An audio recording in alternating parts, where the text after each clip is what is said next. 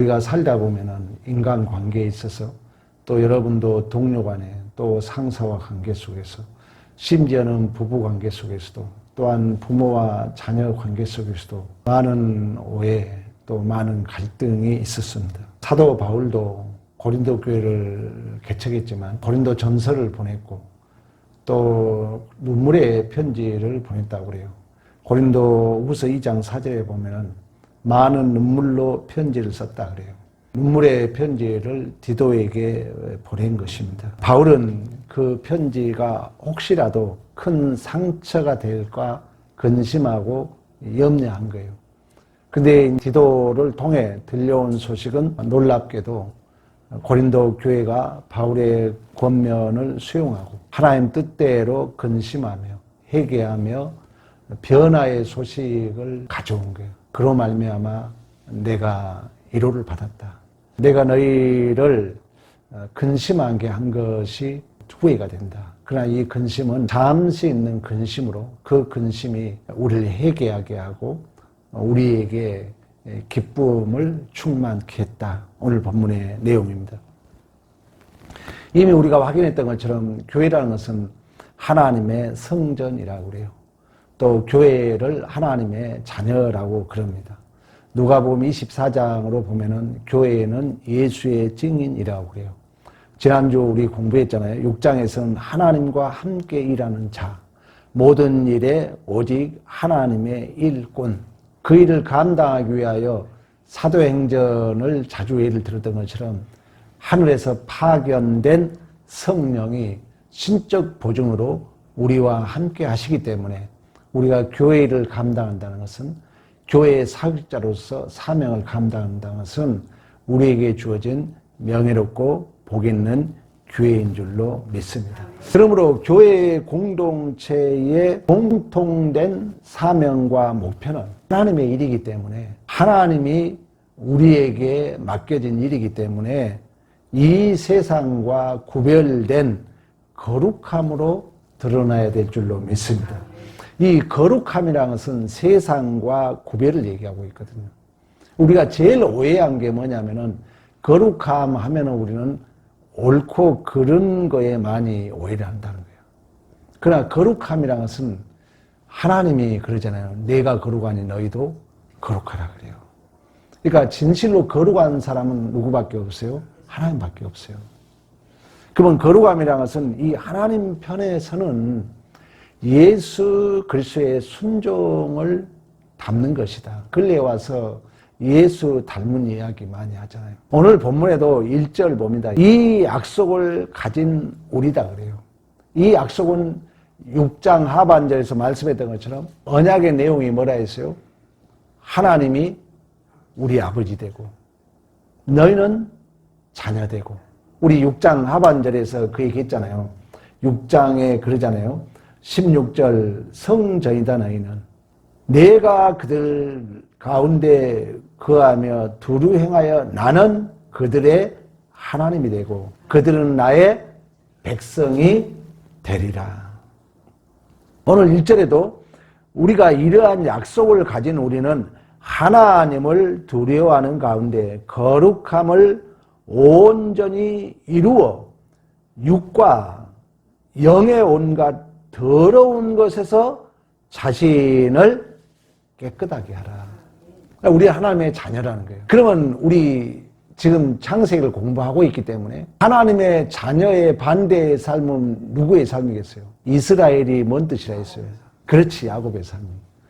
이스라엘이 뭔 뜻이라 했어요? 너는 하나님의 내 아들, 자녀라는 거예요. 우리가 좀 창세기 지금 설교 중심으로 본다면은 너희가 하나님의 자녀 이 약속을 받았는데 오늘 본문에 그러잖아요. 더러운 것을 벗어나라. 자신을 깨끗하게 해라. 그럼 우리 창세기 야곱의 입장으로 본다면은 하나님의 자녀로서의 사는 거룩한 삶의 반대의 삶은 뭐겠어요? 그렇지, 약탈자의 삶이라는 거예요. 강도의 삶이라는 거예요. 선악과의 주체적 삶이라는 거예요. 그러니까 그러면서 2절 마음으로 우리를 영접하라. 우리는 아무에게도 불의를 행하지 아니하고 아무에게도 해롭게 하지 않고 아무에게도 속여 빼앗는 일이 없다. 그래서 내가 야곱을 예를 든 거예요.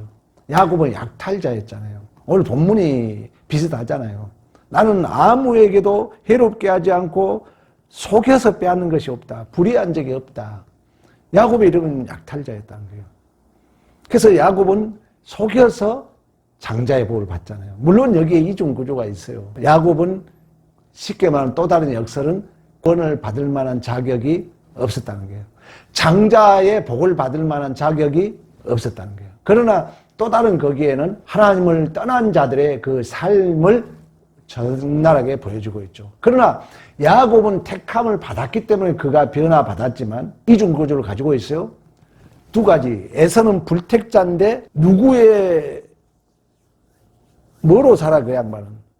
에서는 쉽게 말하면. 그렇지, 자기 공로지. 왜? 고기 잡아서 아버지에게 바치고 사는 거예요. 또 다른 역설은 이제 불택자들 야곱에서 보여준 것은 남의 것을 속여서 빼앗아서 나를 채우는 거예요. 이 두 가지를 알아야 돼.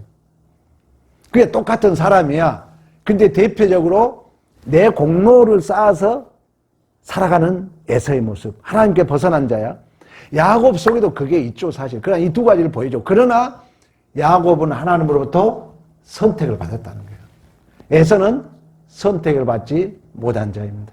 이 야곱의 삶으로 우리가 이 오늘 본문에 좀 이렇게 예를 들어 본다면, 왜 요즘 우리가 창세기 공부를 하고 있기 때문에 또 야곱의 이름이 뭐로 바뀌었어요?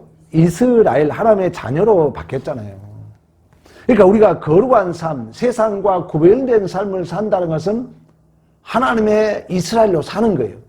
그 이스라엘로 산다는 것은 하나님 아버지 뜻에 온전히 순종하는 예수 그리스도를 닮은 삶을 사는 줄로 믿습니다. 여러분, 예수님이 십자가에 죽으실 때 누가 있어요? 강도가 있잖아요. 그러니까 저는 이제 해설자로서, 목회자로서, 설교자로서 이렇게 이제 끌어온 거예요. 그래서 내가 강도로 이렇게 표현하는 거예요. 또 그게 맞아요. 왜 그러냐면 10계명이 1계명에서 4계명까지 대신 관계라고 그래요. 하나님과 관계라는 거예요. 그 하나님과 올바른 관계가 형성된다면 5계명부터 10계명까지 뭐 도둑질하다 간음하지 마라, 뭐 미워하지 말아라, 뭐 이런 내용 나오잖아요. 그 말은 뭐예요? 내가 빼앗을 필요가 없고 빼앗길 필요가 없다는 거예요. 강도, 여러분 잘 이해하셔야 돼요. 내가 하나님의 자녀라면 여러분들이 우리 하찮은 것들이 마음 상해하잖아요. 강도 당하는 거예요. 그러면 나도 엄밀히 말하면 어느 소굴에서 사는 거예요, 지금. 강도의 소굴에서 사는 거예요. 그렇지 말란 얘기예요. 우리는 하나님의 자녀이기 때문에 좀 서운한 마음이 들어도 좀 마음 상한 어떤 일을 겪는다 할지라도 거기에 내 마음이 빼앗기지 말란 얘기. 내가 하나님의 자녀니까. 이게 우리의 자존감이라는 거예요. 그러면 내가 인간이기 때문에 물론 마음 상하죠. 배너 얘기와 장발장 얘기를 자주 얘기를 듣는 거예요. 서로 빼앗기고 그러잖아요. 도둑질하고 또 잡으러 다니고 서로 그걸 이제 인문학에서는 계산하는 원리라고 그래요. 셈하는 원리. 이게 머리 약탈자 잔머리 쓰는 것처럼.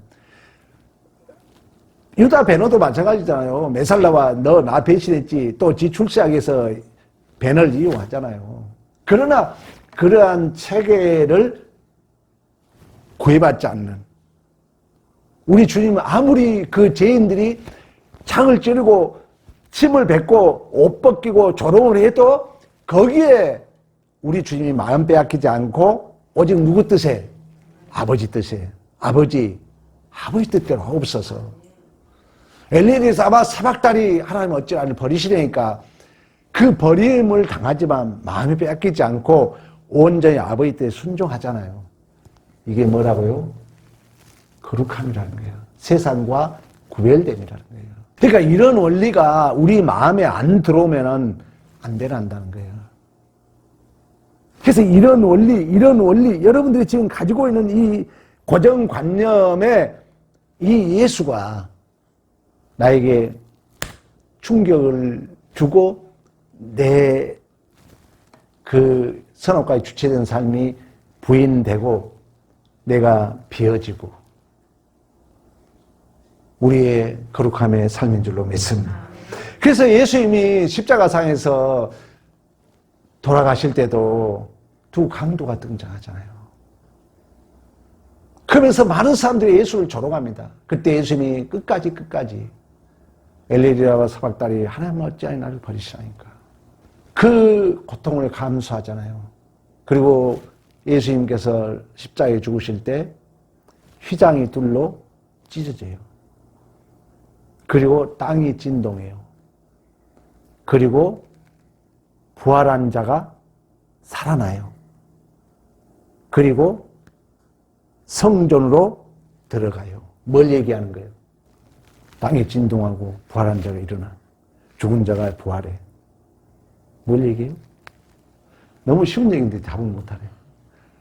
예수의 최종적 재림으로 완성될 종말 또는 천국을 예시하고 있다는 거예요. 그래서 우리는 예수의 초림을 종말의 시작으로 보는 거예요. 하나에 하나 되니까. 예수님이 죽을 때 휘장이 열리고 옥문이 터지고 무덤이 열리고 자던 성도들이 몸이 일어난 줄로 믿습니다. 그리고 부활 후에 무덤에 나와서 거룩한 성에 들어간 사람이 많았다는 것은 예수의 재림 그 종말이 예수의 초림으로 예시되고 있다는 걸 우리에게 보여주고 있다는 거예요. 그때 백부장이 예수에게 뭐라고 합니까? 진실로 하나님의 아들이었도다. 그래서 여러분 우리가 이 땅에 거룩한 삶을 산다는 것은 무엇과 구별된 삶을 산다고요? 이 세상과 구별된 삶이야. 그건 이 세상에 구별된 삶이라는 것은 죽음 이후의 삶을 사는 거예요. 근데 난 죽었어, 안 죽었어? 안 죽었어. 근데 우리는 예수와 죽었어. 그러면 예수와 죽고 죽음 이후에 아들 된 삶을 이 땅에서 그럼 뭔 삶이에요, 그 삶이? 계속 내가 반복했어. 거룩한 삶이에요. 그렇지. 예수 닮은 삶이라는 거예요. 우리가 거룩한 삶을 구별된 삶을 산다는 것은 죽음 이후의 삶을 사는 거예요, 이 땅에서. 그러면 죽고 살아나게 유일하게 보여준 그 첫 열매가 누구예요? 예수잖아요. 그래서 예수가 길이요 진리요 생명이요 부활이라는 거예요, 부활. 그 예수의 삶을 사는 거예요, 우리가. 그 예수의 삶의 원리를 땅에서 재현하며 살아야 될 줄로 믿습니다. 저는 예수 닮은 거룩한 삶이라는 것은 우리가 잘못 오해하면은 내 의를 자꾸 증명하는 걸로 착각할 수 있다는 거예요. 가장 큰 오해야, 우리 기독교인들이. 그리고 자꾸 이 세상, 여러분, 내가 어떤 마음이 안 들어, 내가 내 마음이 빼앗겨, 그것은 부활의 삶이다, 아니다? 아니라는 거예요. 그건 강도의 속으로 사는 거야, 강도로 지금도. 여러분들이 하나님의 자녀로 부활 이후의 삶을 산다는 것은 엄밀히 말하면 이 세상 구조 속에 나는 있는 거예요, 없는 거예요? 없는 거예요. 여기까지 어려운 얘기인데, 그래서 없음이라는 단어를 내가 자주 쓰는 거예요. 계산하지 않는 공백이라는 단어를 쓰는 거예요. 이 세상에 여러분 솔직히 그러잖아요. 내가 아무리 이 세상 그런 계산적 생각으로 아무리 내가 바르게 살아도 여러분 지금 관계, 부부 관계 회복 안 돼요. 회복될 수 있는 길은 뭐냐? 내가 새로운 걸 줘야 된다는 거예요. 예수 닮은 삶. 촛대를 도둑질해 갔는데 내가 주었습니다. 내가 이렇게 줬습니다. 죽이고 살리는 구조 속에 아버지 저들을 용서해달라고 자신 대신 죽는 이 땅에 없는 거죠. 거룩함이죠. 그래서 오늘 3절 봐봐요. 내가 정죄하라고 이 말을 하는 것이 아니라 이전에 말하였거니와 너희로 우리 마음에 있어 함께 죽고 함께 살고자 함이라. 이 세상은 우리 장세기적으로 본다면은 지금 우리 야곱의 삶으로 본다면 이 세상 삶의 원리는 뭐라고요? 약탈자 삶을 산다는 거예요. 강도의 속으로 산다는 거예요. 빼앗기고 빼앗아 오고. 그때 우리는 어떻게 반응할 것인가가 우리의 신앙 생활인 줄로 믿습니다. 여러분들이 이제 이 세상 걸로는 구원이 없다니까. 그러면 나 역시 이 세상 원리 속에 계산하고 밀고 땡기고 그 상태에서 내가 진정한 예수 하나님의 뜻에 내가 순종을 못하고 있다면 그 사람 역시 구원이 없다 볼 수 있는 거예요. 구원이라는 것은 예수 자신을 얘기하고 있기 때문에, 구원이라는 것은 이 세상 걸로 받을 수 없기 때문에, 그래서 우리는 지금 이 자리에 와 있는 거 아닙니까? 사도행전에 예수 그리스도의 이름 외에는 다른 이름으로 구원을 준 적이 없는 줄로 믿습니다. 간단해요.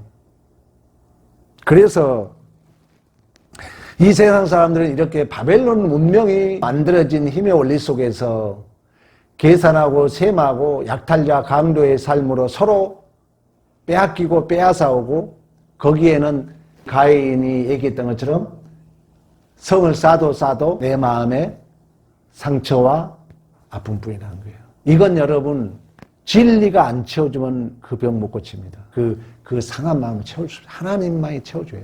예수가. 그때 우리 상처받아 있는 자녀들이 치유함 받고, 우리 주위에 상처와 아픔 속에 있는 자들이 치유함 받을 줄로 믿습니다. 그래서 여러분은 억울함과 무시함과 손해 속에서도 이게 어렵죠. 예수 그리스도의 십자가를 지고 따르는 삶을 살아야 될 줄로 믿습니다. 우리 주님이 뭐라고 합니까? 우리 예수님이 내가 먹을 양식은 나를 보내신 이의 뜻을 행하며 그의 일을 온전히 이루는 것인 줄로 믿습니다.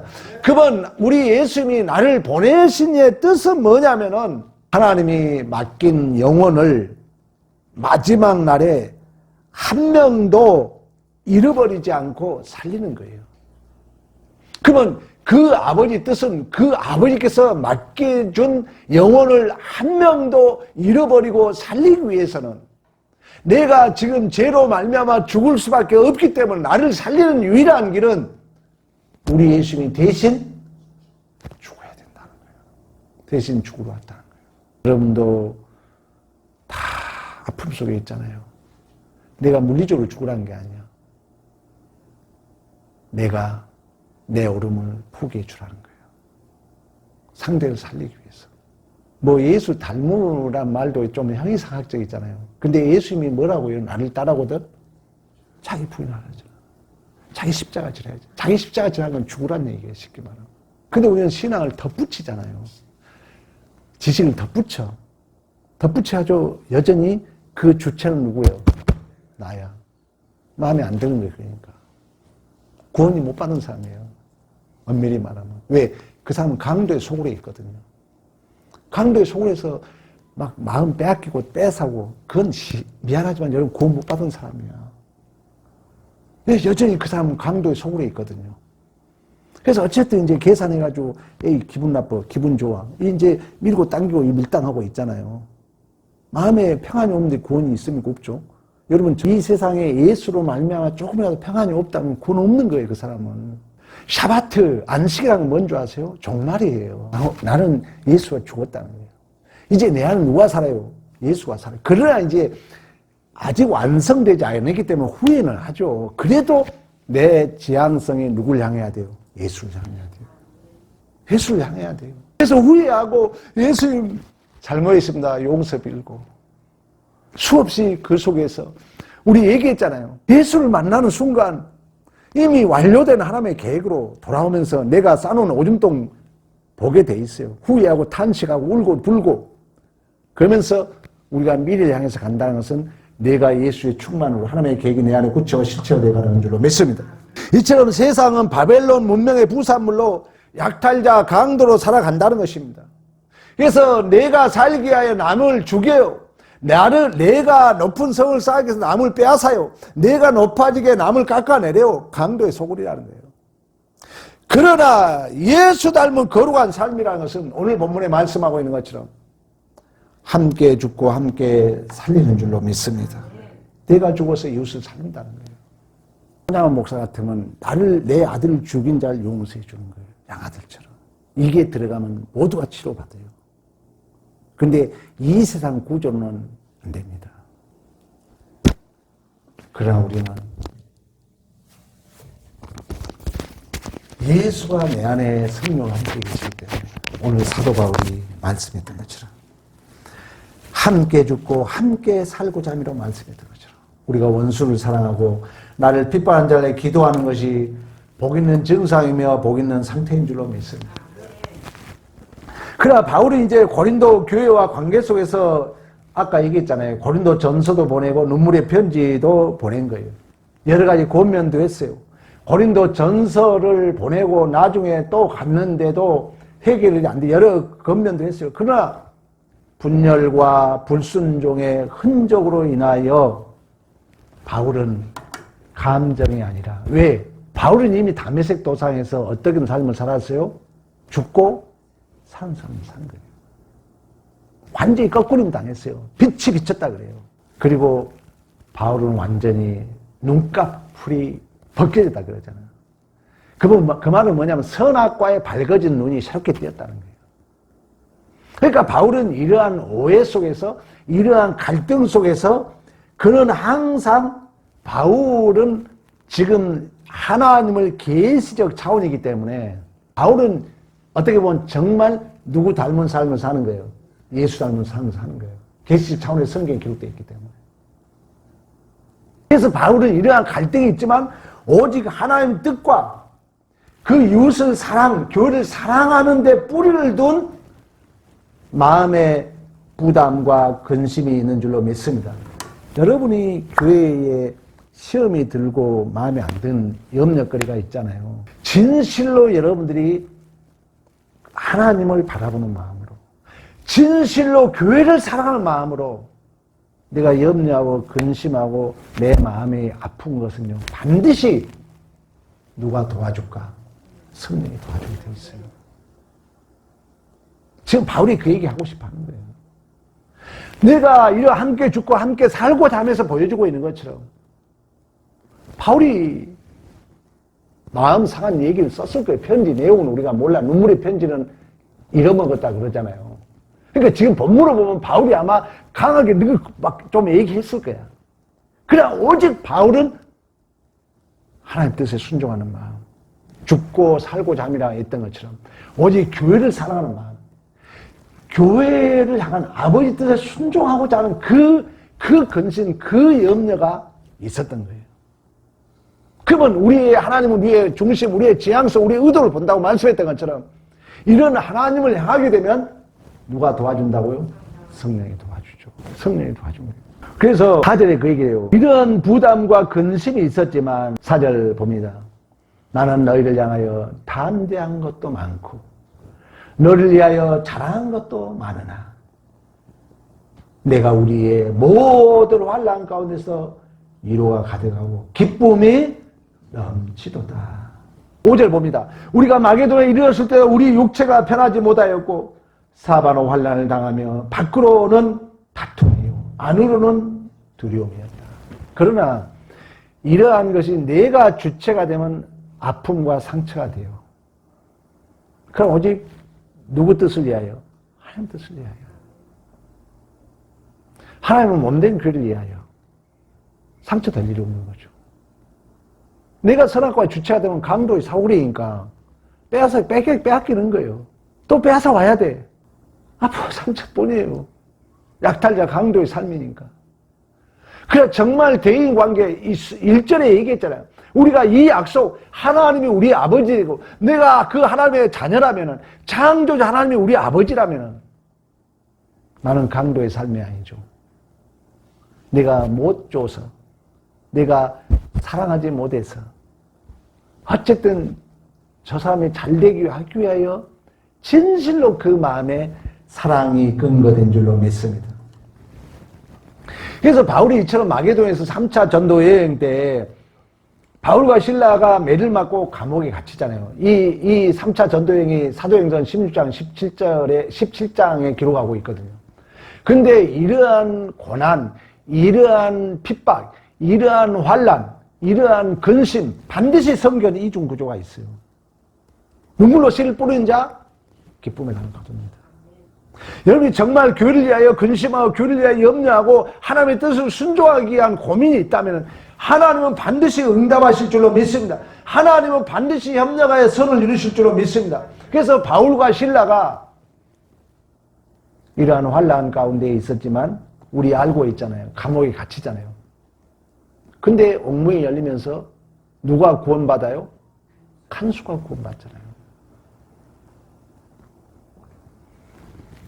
또 데살로니가에서 폭동이 일어나서 야손의 집이 습격당하지만 그러나 경건한 헬라인과 기부인 중 많은 이가 복음을 믿게 된 줄로 믿습니다. 또 베레아에서 반대자들이 몰려와 바울을 쫓아내지만 그러나 베레아 사람들은 날마다 성경을 상고하며 진리를 받아들인 줄로 믿습니다. 이 이중구조. 그러니까 내 마음이 어디에 있냐가 중요하다는 거예요. 여러분들이 어떤 일이 있어도.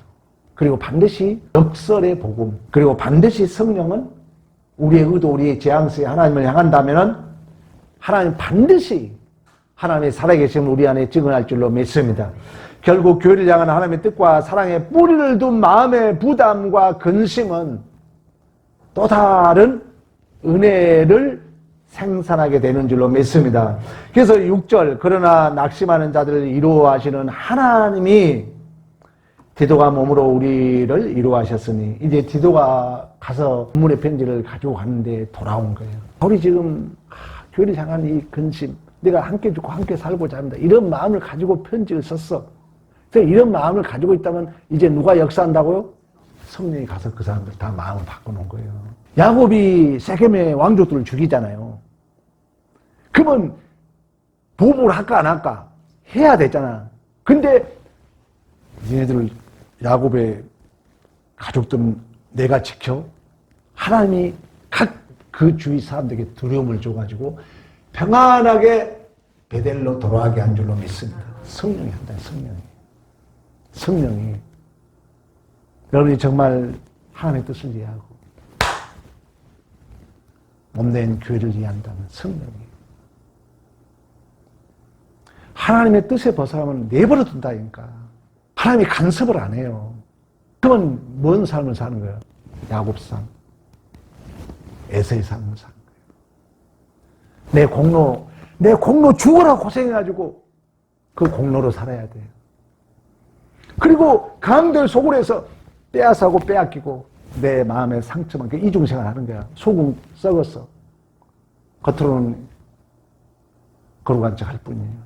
그러나 하나님의 뜻을 위하여 근심하고 염려하고 여러분의 연약함이 있는 것 하나님은 다 보고 계시기 때문에 바울이 편지를 보내놓고 걱정하고 있는 거. 쟤도 상처받으면 어떨까? 근데 이 마음이 하나님을 향한 것이고 교회를 향한 거기 때문에 성령이 먼저 가서 고린도 교회 성도들의 마음을 돌리신 줄로 믿습니다. 그래서 7절 그가 온 것을 아니요 그가 온 것뿐 아니요 오직 그가 너희에게서 받은 위로로 위로하고 너희의 사모함과 애통함과 나를 위하여 열심히 있는 것을 우리에게 보고함으로 더욱 나는 뭐하다? 기쁘게 하였다. 하나님이 이처럼 하나님의 뜻과 사랑의 뿌리를 둔 우리들의 연약함과 근심은 회개와 순종을 통하여 회복시키신 줄로 믿습니다.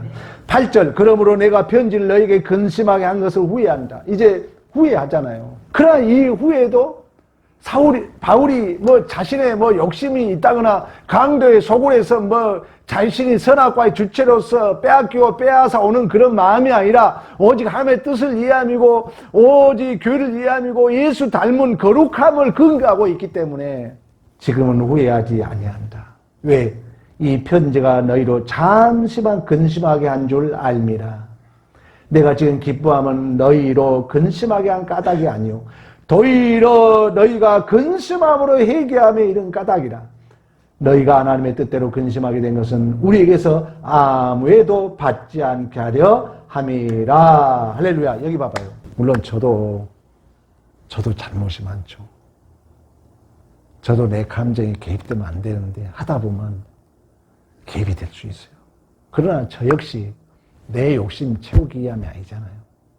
어쨌든 말씀을 전하다 보면 바르게 전한다는 거예요. 그런 때 여러분들이 근심할 수 있고 마음의 상처도 받을 수 있어요. 그때 이러면 잘 받아들여야 돼요. 그때 내 마음이 하나님을 향하면 그 근심이 근심으로 끝나지 않는다는 거예요. 그 근심을 통해서 진실로 나를 회개하고 진실로 그 위로와 기쁨으로 바꾸신 줄로 믿습니다. 우리의 중심이 중요하다. 그래서 우리의 중심이 살다 보면 우리가 왜 서로 마음 상할 수 있죠. 그때 여러분이 강도의 소굴에 빠지면 안 돼. 내가 주체가 되고 아유 기분 상하고 나하고 하나님 간섭 안 하는 그 사람은 왜 강도 소굴에 사니까 또 언젠간 이제 또 빼앗아 와야 돼. 그러면 이제 그게 이 억압은 무의식에 저장됩니다. 무의식에 저장돼요. 이게 그때그때 이렇게 풀고 가야 되는데 이 억압이 무의식이 돼요. 그래서 그런 상황이 딱 인식이 되면은 양자 물리야. 내가 그렇게 딱 생각하니까 그 사람이 나쁘게 보이는 거예요. 안 변해. 못 고쳐. 못 고친다고요. 그건 내 안에 계속 그 강도의 소굴이 내 안에 자리 잡고 있기 때문에 그 인생은 다가올 수 있어요. 하나님의 은혜를 경험하지 못할 수 있어요. 그럼 오늘 바울이 그러잖아요.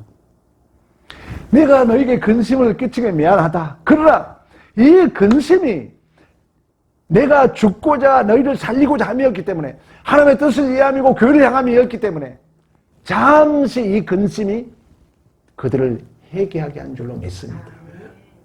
누가 한 거예요? 성령이. 성령이 조명, 자각, 개혁, 리폼드 세 가지 꼭 기억해야 돼요. 성령이 한 거예요. 그래서 근심으로 회개한 까닭 너희가 하나님의 뜻으로 근심하게 된 것은 우리에게도 아무 해도 받지 않게 하려 함이라. 할렐루야. 하나님의 뜻을 위해서 근심하는데 누가 마음에 상처될 거 없잖아요. 상처 줄 것도 없잖아요. 그래서 받아들이는 게 중요해. 누가 좀 서운한 마음을 얘기해도 여러분들이 아유 하나님 뜻, 하나님 좋은 일, 하나님 영광에서 하나님대로 어땠지 좋은 데 했겠지 하면은 성령이 내 편 들어주는 거예요. 근데 내가 또 계산해가지고 아이 기분 나쁘네? 성령 내버려둬요. 성령을 경험해야 돼 여러분들이. 성령을 오직 하나님 편에 들 때만 성령이 역사하신 줄로 믿습니다. 성령은 내가 예수를 닮고자 할 때만 역사한 줄로 믿습니다. 그래서 내가 보혜사 성령 하나님 너에게 보내주니 그가 나에 대해서 생각나게 하고 나에 대해서 기억나게 하고 나에 대해서 가르쳐주라고 말씀했던 것처럼 여러분들이 예수의 편을 들 때만이 성령 우리에게 강력하게 역사하세요. 부르심에 합당한 자 하나님을 사랑하는 자 모든 것이 협력하여 선을 이룰 뿐만 아니라 말할 수 없는 탄식 우리의 빌바를 빌어주신 줄로 믿습니다. 이처럼 여러분 때로는 우리의 마음에 찔리고 근심하게 하는 말씀이